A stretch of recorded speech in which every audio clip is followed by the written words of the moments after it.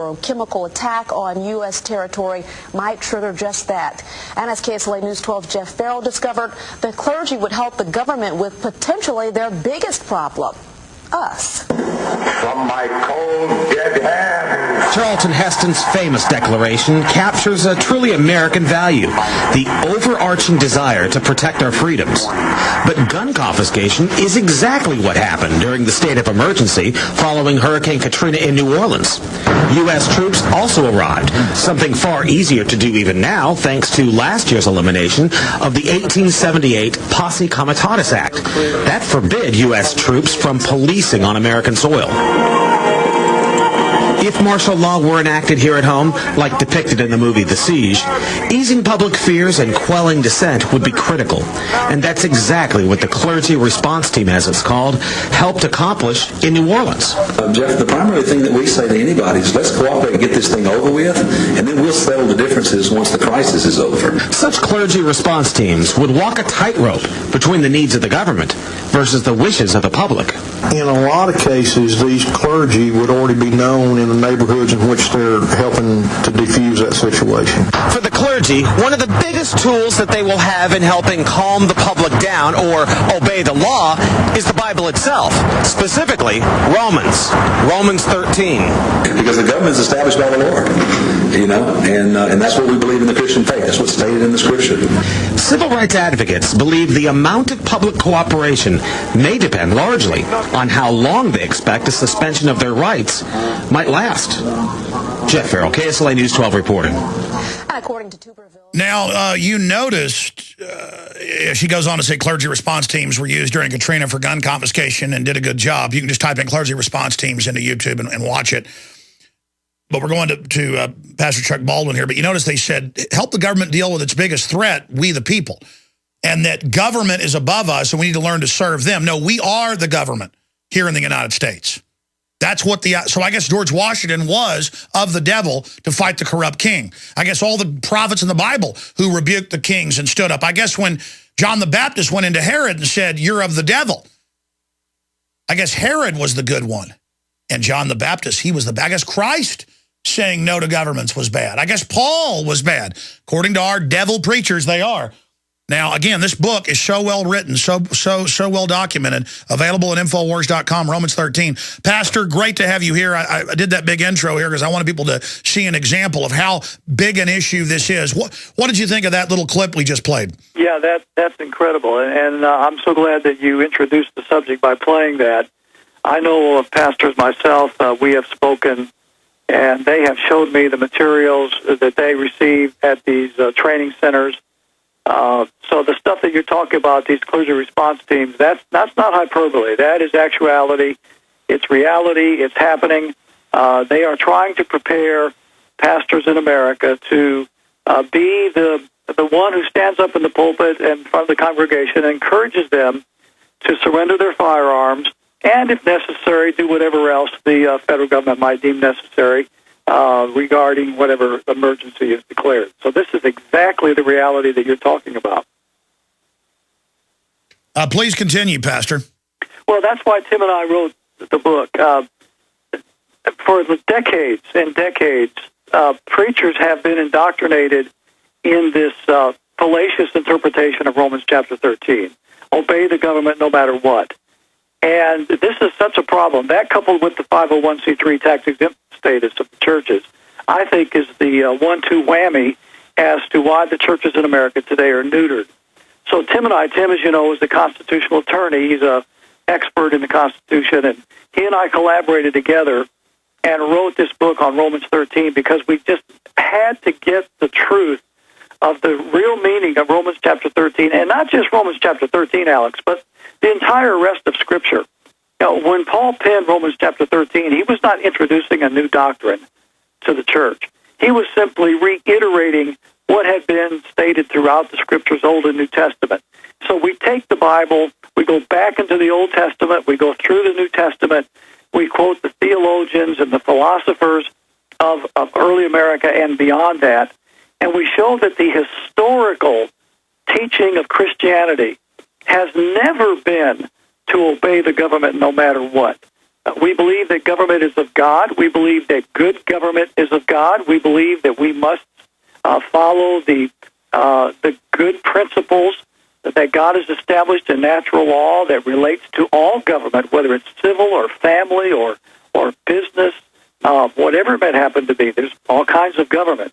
But that each governing authority has a responsibility to God to obey the principles that God has established in His Word, that no authority, even civil authority, is above the natural law principles of God. And so we go back into the Scriptures, both Testaments, hundreds of Scripture references, philosophers and theologians of early America and beyond that, and we prove conclusively that the 2,000-year history of Christianity has always taught that government itself must submit to the fundamental natural law principles of God. And when it doesn't, it is the duty and the responsibility of men to resist that evil government and to stand for those sacred principles which God has enshrined in His Word. And that's why we have the famous quote by the founders, resistance to tyrants is obedience to God. Exactly. Ben Franklin said that, and that's why he could say that, because he understood these natural law principles that I'm talking about, as did Jefferson and the rest of the founding fathers. And if we don't get the preachers of America to shake off this asinine interpretation of Romans chapter 13, to obey the government no matter what, we are going to repeat the fate and the destiny of Germany, as you just mentioned in your monologue opening this series, because that is exactly what he did. The Nazi regime took Romans chapter 13. They created entire messages around that fallacious interpretation, sent it out to the churches and the pastors, and then they regurgitated it in their pulpits in Nazi Germany. The net result was 14,000 evangelical churches in Germany when Hitler was rising to power. Of those 14,000 evangelical churches, 800 stood against him. 800, 5% of 14,000 tried to resist. The others, of the 95%, went right along with Hitler, and of course the rest is history. But according to the preachers we played earlier, you should have gotten on your knees and worshipped Hitler or Stalin or Pol Pot or anybody. I mean, it's just asinine. I'm not a preacher, but I know Sunday school. The whole Bible is about resisting tyrants and Pharaoh and everybody else. I mean, Absolutely. It's ridiculous. Absolutely. I mean, how do preachers with a straight face say, well, go ahead and go along with abortion. The government wants it. We're the government. Yeah, well, there's several reasons as to why. I think some of them, it's a matter of cowardice and convenience, quite frankly. You know, many of them have become glorified politicians. They're climbing the corporate ladder. They don't want to make waves, and they don't want to cause controversy.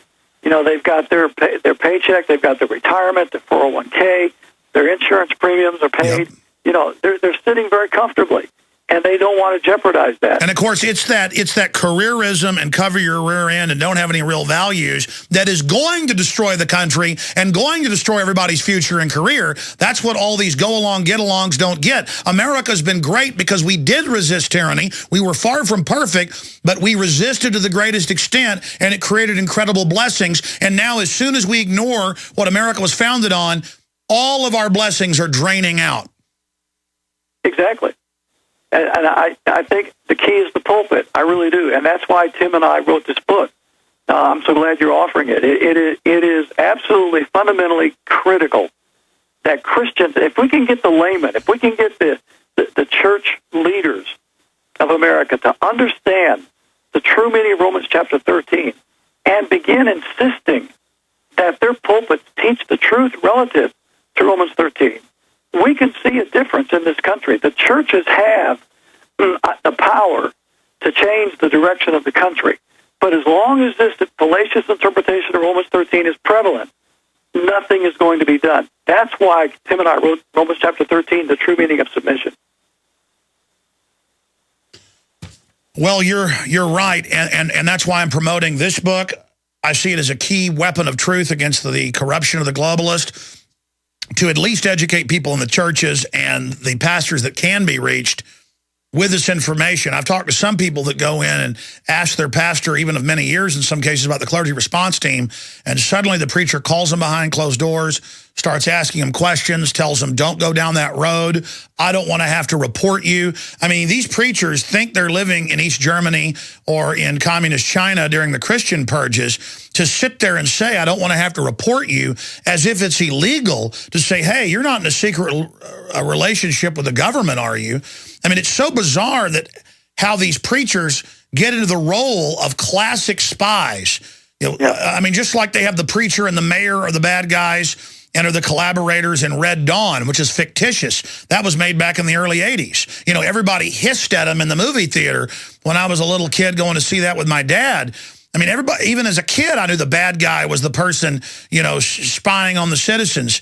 And now they're like, you better be quiet. Yes, I do work for Homeland. How do you know about this? Like they get off on, I have secret meetings with Homeland Security, and I spy on my flock. And I've talked to high-level Baptist preachers here in town after some of their members told me about it, and they hand out at the big churches sheets saying, don't even discuss politics or issues at church barbecues at the park or in the pews because of separation of church and state. But then Obama, as you know, 2 weeks ago put out a film calling on, quote, African Americans for Obama, and in it he says, I want team leaders and election leaders in your churches. Turn your churches into engines of my re-election campaign. Now, he knows he can do that because there really is no separation of church and state. Congress can make no law respecting an establishment of religion or prohibiting the free exercise thereof. Government can't get involved, but churches can do whatever they want. So he knows it's a buffalo telling churches you can't be politically involved, but they selectively threaten the 501c3 while at the same time using the churches for their own aims. But how did they get preachers to be such incredible agents of government?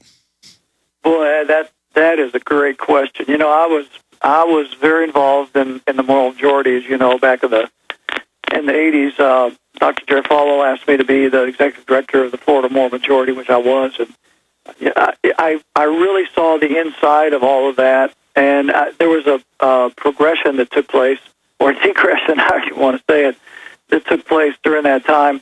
I think what happened was, and this is what I believe, having experienced it firsthand and seeing the inside of how all that worked and how it developed.